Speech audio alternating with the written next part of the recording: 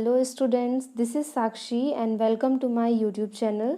आज के इस वीडियो में हम पढ़ने वाले हैं क्लास 10th की एक्सरसाइज 1.1 का क्वेश्चन नंबर 3, जिसमें बोला गया है कि एक आर्मी कंटिजेंट है या आर्मी की टुकड़ी है जिसमें टोटल नंबर ऑफ मेंबर्स हैं 616।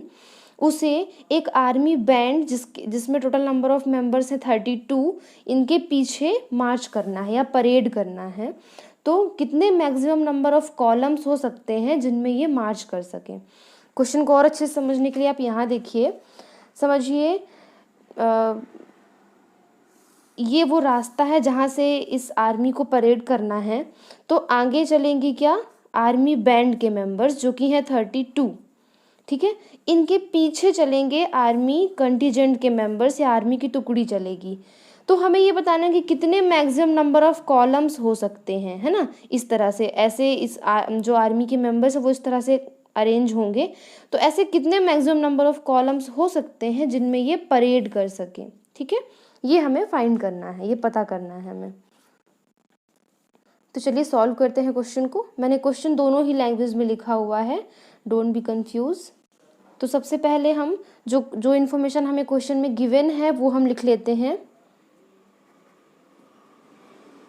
Members of army contingent equals to कितना है 616 मेंबर्स, ठीक है। Next, members of army band equals to 32। इसी को मैं हिंदी मीडियम वाले बच्चों के लिए हिंदी में भी लिख देती हूँ। तो इंग्लिश मीडियम वाले बच्चे इस तरह से लिखेंगे और हिंदी मीडियम वाले बच्चे इस तरह से लिखेंगे। उसके आगे अब देखिए, इस क्वेश्चन को सॉल्व करने के लिए हमको पहले ये पता करना है कि हम मैक्सिमम नंबर ऑफ कॉलम्स निकालेंगे कैसे।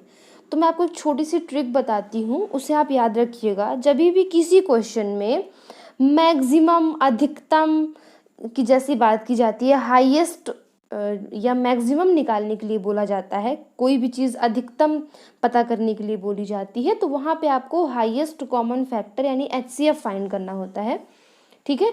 तो इस तरह से आप क्वेश्चन को ध्यान से पढ़िए और आप उसमें अगर कहीं पे अधिकतम या ज़्यादा से ज़्यादा या हाईएस्ट या मैक्सिमम जैसे कुछ वर्ड्स आते हैं और आपको फाइंड करना होता है, तो आप HCF निकालिए, ठीक है।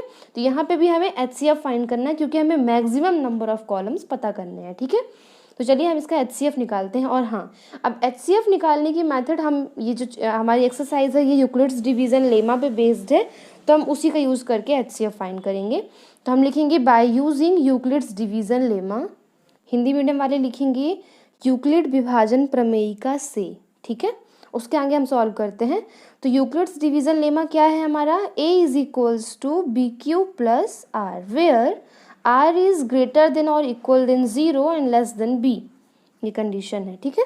चलिए अब हम 616 एंड 32 का HCF फाइंड कर लेते हैं।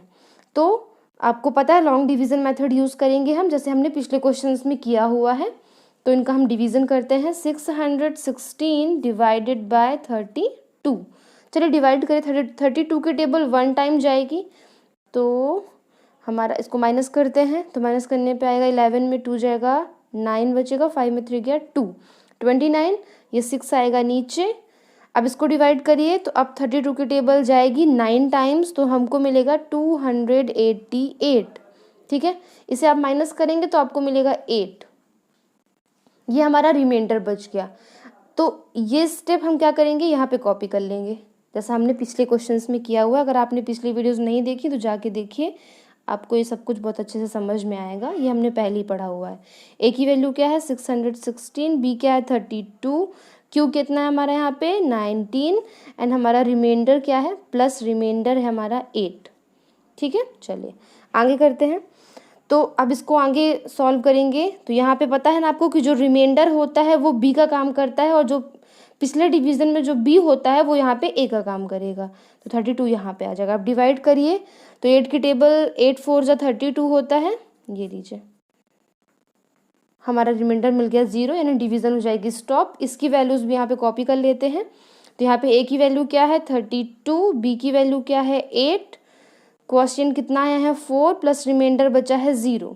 एज यू नो कि जिस स्टेप में हमें रिमाइंडर 0 मिल जाता है, हमारा जो शेष फल होता है वो 0 मिल जाता है, उस स्थिति में या उस डिवीज़न में जो b की वैल्यू होती है ना, जो भाज्य होता है या जो डिवाइज़र होता है, वही हमारा HCF कहलाता है। ठीक है, तो यहाँ पे देखिए जो हमारा इस स्टेप में हमें रिमाइंडर यानी r = 0 मिल गया है, तो यहाँ पे b की वैल्यू क्या है 8, इसलिए हमारा जो HCF होगा HCF = 8।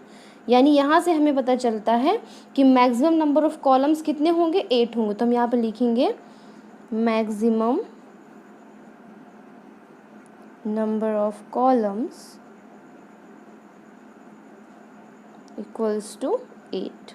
ठीक है, हिंदी में आप लिख सकते हैं। ये रहा आपका आंसर। आई थिंक आपको क्वेश्चन समझ आ गया होगा। अगर कोई डाउट है तो कमेंट कीजिए।